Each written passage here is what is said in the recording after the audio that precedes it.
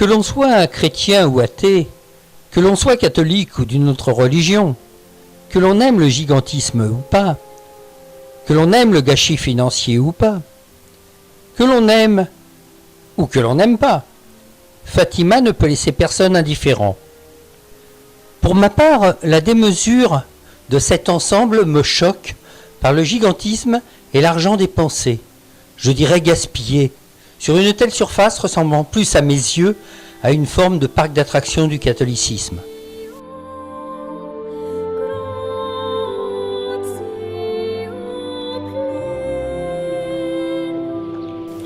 D'ailleurs, si l'on s'en réfère à la Bible, je croyais qu'elle prônait la pauvreté.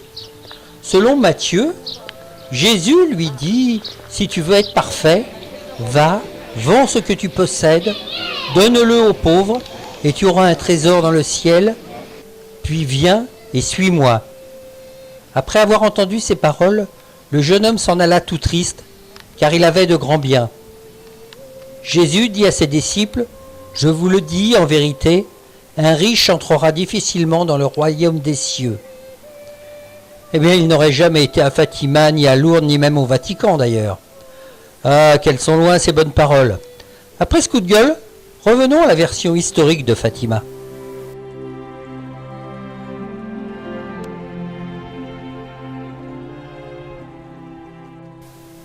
Notre-Dame de Fatima est le vocable sous lequel est invoquée la Vierge Marie, telle qu'elle serait apparue à 3 enfants à Fatima, à 6 reprises au cours de l'année 1917.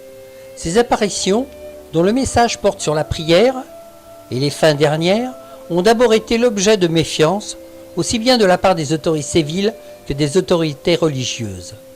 Puis, dès 1930, le succès populaire de ce qui devint un grand centre de pèlerinage est accompagné de la reconnaissance de ces apparitions par l'Église catholique romaine.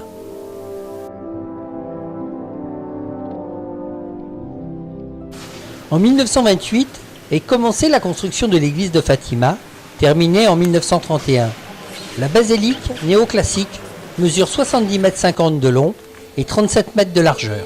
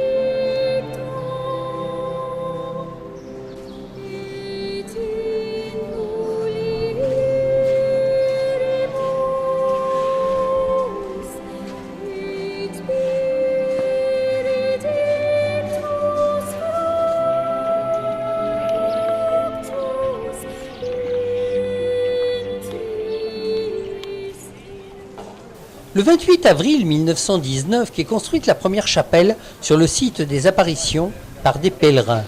Le curé de Fatima, ayant reçu la consigne de se tenir à l'écart de ces manifestations de dévotion, c'est une petite chapelle faite de pierre et de chaux, couverte de tuiles et mesurant 3,30 m de longueur et 2,80 m de large par 2,85 m de hauteur.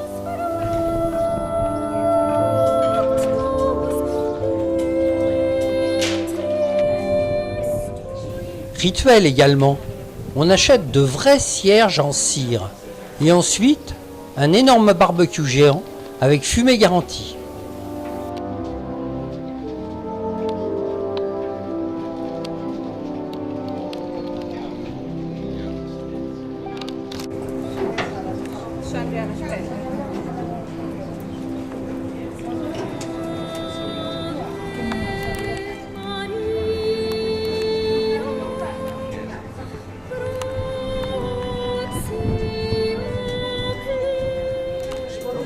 Je vous le disais bien, tout est dans le symbole.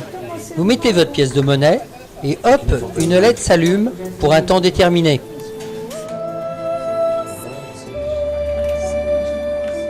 Le sanctuaire, si l'on inclut l'ensemble des édifices et son immense enceinte, a une surface de 86 400 m², soit l'équivalent d'environ 12 terrains de football, et peut contenir environ 300 000 personnes.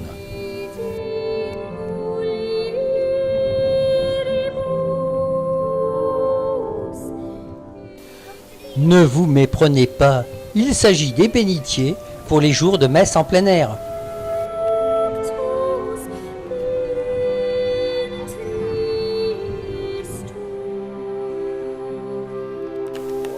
Au milieu de l'esplanade, une énorme bouche de métro. Oh non, il s'agit de l'accès à de nombreuses chapelles géantes souterraines. Le tout dans un cadre moderne, mais il faut le reconnaître, agréable à l'œil.